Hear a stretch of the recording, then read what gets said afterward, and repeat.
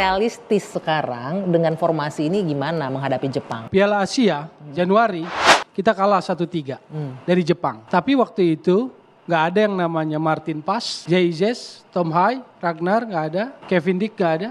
Maksud saya dengan ditambahi peluru itu kan kualitas harusnya naik. Kualitas cara bermain, not only hasil. Saya tahu sepak bola, saya tahu bagaimana Jepang bermain. Jadi kalau dalam posisi federasi minimal 1 poin, artinya draw.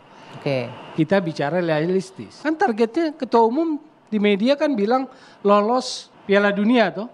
Ya. Entah itu mungkin nanti lewat ronde 4 dan sebagainya. Artinya kalau hitung-hitungan poin dalam 2 pertandingan besok lawan Jepang dan Arab nanti Selasa 4 poin menurut saya. Nggak bisa hitungnya begitu. Kenapa? Karena kalau kita lihat grup ini saat ini, grup ini sangat sulit. Kenapa? Kemarin lawan Australia, Australia kita main seri kan. Australia sama Jepang main berapa? Seri. Ya, so ada kemungkinan bisa ada seri. Baik kan Indonesia bisa menang, tapi nggak bisa, kita mau pasang target pun kita harus realistik. I know. Ya, but tidak tutup kemungkinan kita bahas mau menang, tapi ini lawan Jepang. Dan kita bilang tambah pemain, ya pemainnya bagus, tapi main di mana? Main di mana? Mereka main liga tetap di bawah sama tim Jepang. So kita harus realistik. Mungkin kalau kita mau bahas untuk keseluruhannya, mungkin Indonesia ya tetap mikir kita underdog. Kalau kita udah mikir dengan tambah pemain, otomatis kita udah jadi hebat. Itu nggak bisa. Tim ini umurnya 3 bulan. Timnas Jepang itu udah main bersama berapa tahun. Dan kalau aku lihat setiap timnas main, ada tambah 1 pemain, ada 2 pemain yang baru yang masuk. Dan itu making chemistry-nya hilang. Kalau aku main sama contoh, Ibnu tiap hari, aku tahu gerakannya seperti apa, dia minta bola kayak gimana. Kevin yang terakhir datang ini, dia baru latihan mungkin 2-3 kali. Besok langsung diturunkan, pasti ada masalah di komunikasi. Bagaimana mau nggak mau, walaupun dia pemain baik. Dan kalau lihat semua gol yang kita kemasukan kemarin, itu defensive error. Bukan karena pemainnya jelek, tapi mereka butuh waktu. Jadi kita mau bilang kita mau menang, ya. Karena itu udah di depan mata, tapi kita juga harus realistis. Tapi realistis tetap ya. Kita lawan Jepang. Jadi saya juga mau nambahin, kalau tadi Bung Toel bilangnya itu target realistis adalah 1 dari Jepang, 3 dari Arab. Itu bukan target realistis kalau buat saya. Jepang balik lagi tadi, pemain-pemain Jepang kita tahu kualitasnya, mainnya di Liga Man. Boleh optimis, itu target optimis kalau buat saya tadi, bukan realistis. Realistis kita lihat Jepang, ya mungkin ada yang bilang posisi ranking FIFA ini ada yang berpengaruh, ada yang tidak. Tapi kalau saya ngelihat materi pemain, ini ada sedikit diferensiasi masalah kekuatan. Jepang jelas lebih kuat ketimbang Indonesia, meskipun Kevin Dix datang. Kemarin away ke Bahrain dan China itu miss target. Dalam sudut bagaimana mengelola tim nasional, saya nggak tahu federasi ya, saya nggak bisa mewakili federasi. Tapi dari sudut pandang saya itu miss, harusnya 4 kan poinnya. Kembali targetnya 4, nggak pernah berani maksimal kan. Menang Bahrain, menang China. Balik itu kan gagal, nggak dapat miss target. Jadi saya memberikan sebuah catatan. Jadi kalau misalnya nggak realistis, loh udah ditambahi kok, itu yang diminta kok, itu pilihannya kok. Pemain-pemain naturalisasi kok. Jadi dia harus tanggung jawab dengan apa yang dikasih dan dia gunakan maksimal. Satu aku mau tanya. Apa? Lawan Australia. Yes. Kemarin pasang poin berapa buat Indonesia pas lawan Australia? 1. Kemarin 1. Aku sih pasangnya Australia harusnya menang. Kalau kita lihat head to head. But mereka bisa dapat poin. Pas kita lawan China, semua orang udah mikir, inilah China kalah semua kan. Ternyata. Ini sepak bola. Bisa aja orang mikir sekarang, kita mikir, lawan Jepang, tidak mungkin, kita udah kalah. Kenapa aku yakin mungkin Indonesia dapat poin lawan Jepang atau bahkan bisa menang? Kenapa? Karena Jepang itu mainnya nggak agresif.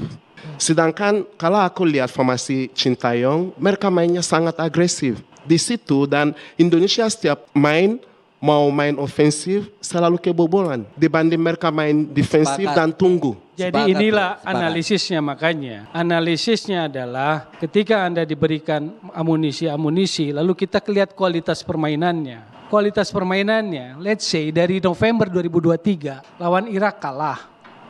kualifikasi Piala Dunia 1-5, Filipina 1-1, baru di Maret menang Vietnam 1. Ditambahin Tom Hai, Ragnar, Jay Izes menang 3-0 Vietnam, sama Irak kalah lagi 2-0.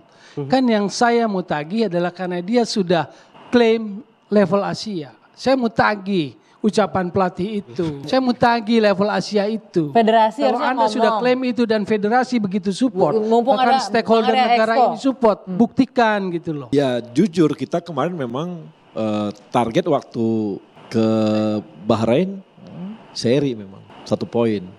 Waktu lawan Cina kita memang 3. Karena kita kemarin hitungan kita harus 15 nih angka kita. Sejak awal tuh Ketum udah bilang kita harus punya 15. Dengan kemarin 3 kita kemarin tuh 2 poin tambah 4 6 nih. Hitungan-hitungan nih ya. Nanti lawan Jepang kalah misalnya. Kan 6-0 kosong. Arab Saudi 1 7. Masuk lagi Cina ke sini kita menang 3 10. Masuk lagi Bahrain 3 13. Baru kita lawan Australia harap 1.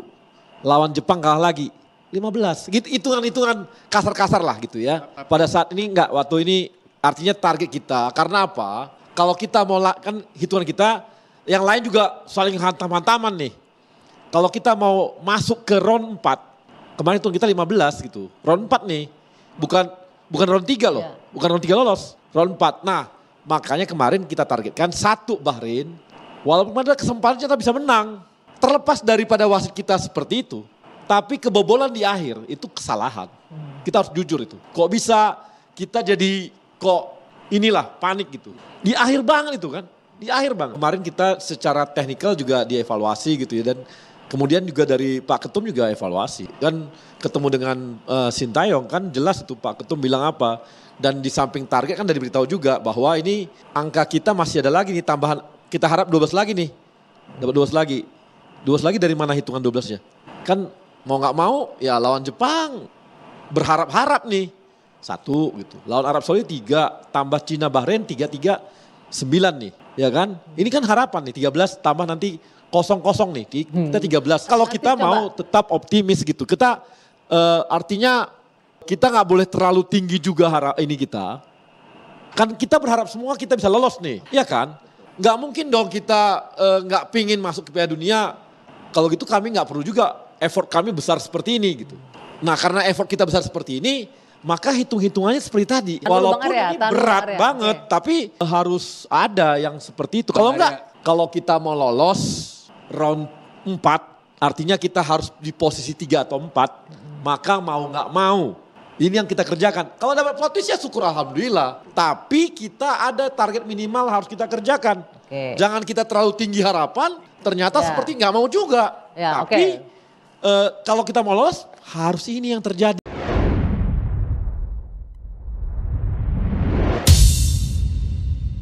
Salam olahraga. Assalamualaikum warahmatullahi wabarakatuh. Jumpa lagi dengan saya di Mas TV Channel ya. Barusan kita saksikan perdebatan panas di sebuah acara TV menjelang pertandingan antara Timnas Indonesia melawan Timnas Jepang nih. Nanti pada pukul 7 nanti Timnas Indonesia akan menghadapi Timnas Jepang di kualifikasi Piala Dunia zona Asia ya. Dan di perdebatan tadi hadir siapa lagi kalau bukan Bung Toel di Toel ya. Dan di situ ada mantan pemain timnas ya, pemain naturalisasi Greg Nwokolo ya. Dan juga ada orang dari PSSI, Esko PSSI ya Bung Arya Sinulinga, dan juga ada artis selebriti ya Ibnu Jamil. Di sini mereka bertiga seolah-olah tidak sependapat dengan Bung Toel ya. Pasalnya Bung Toel memasang target yang terlalu tinggi lah. Kasalnya alasannya karena pemainnya sudah ditambah. Dulu bermain dengan Jepang kalah 1-3 tapi tidak ada Martin Pas, tidak ada Kevin Dick, tidak ada ya banyak naturalisasi. Nah, harusnya sekarang lebih bagus dan ini dan itulah.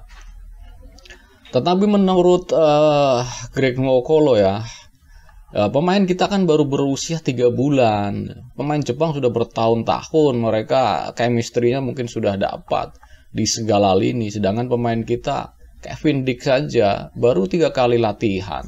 besok langsung, nanti sore langsung turun. Jadi chemistry-nya bagaimana? Ini yang ngomong pemain bola loh, pemain timnas, mantan pemain timnas, naturalisasi. Siapa orang Indonesia nggak kenal Greg Nwokolo ya? Mantan pemain Persija, mantan pemain timnas, dinaturalisasi. Jadi realistis sekali kalau Bung Greg ngomong itu. Oke, kita berharap Indonesia bisa menahan imbang, bahkan kita berharap Indonesia bisa menang. Sangat bersyukur sekali kalau Indonesia bisa menang. Keajaiban atau ya itu anugerah berkah dari Tuhan kalau memang Indonesia bisa menang. Tetapi realistis saja lah. Ini Bung Toel ini dia memasang target realistis, tetapi dengan argumen yang seolah-olah menyudutkan pemain timnas, menyudutkan pelatih Sintayong, dan seolah-olah memang ada dendam pribadi ya dengan Sintayong ya. Tetapi di sini berhasil dibantah oleh Greg Nwokolo dan juga Bung Arya Sinulinga dan ada Bung Ibnu Jamil ya. Dan ternyata Bung Toel hanya bengong-bengong saja tuh dikasih tahu sama Bung Arya Sinulinga soal target sebenarnya kita itu oke, lolos round 4 minimal poinnya harus 15. Dan itu hitungan kasarnya dijelaskan oleh Bung Arya Sinulinga. Dan mungkin Bung Toel bisa paham ya di situ. Tetapi ya namanya Bung Toel nanti pasti akan tetap mengkritik lagi. Dan kalau soal kritik sih ya boleh-boleh saja lah. Siapa sih pemain kita nggak anti kritik, timnas kita nggak anti kritik. Cuman kritiknya kritik yang membangun. Kritiknya tidak menyudutkan seseorang, tidak membunuh karakter seseorang, tidak membunuh karakter pelatih ataupun pemain. Pemain baru datang harus main bagus, harus klop, baru sehari 2 hari latihan harus nyetel. Benar realistisnya, benar kata Greg Nwokolo, ini pemain baru timnas kita yang sekarang ini baru berumur 3 bulan bersatunya. Jadi mencari chemistry-nya ya tunggu waktunya, nanti ada. Itu kata Greg, dan saya sangat setuju sekali dengan Greg Nwokolo ya.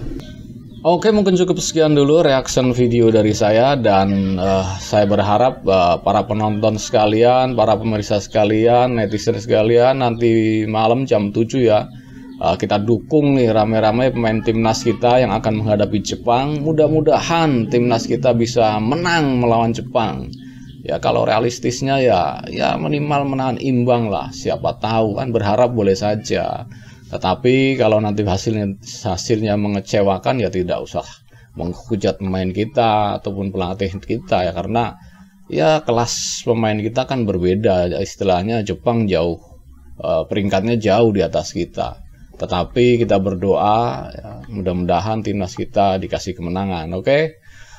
Mungkin cukup sekian dulu. Bagi Anda yang ingin berkomentar, tulis komentar Anda di kolom komentar. Dan bagi yang belum subscribe, silakan subscribe supaya dapat bonus tontonan video terbaru setiap harinya dari Mas TV Channel. Salam olahraga. Wassalamualaikum warahmatullahi wabarakatuh.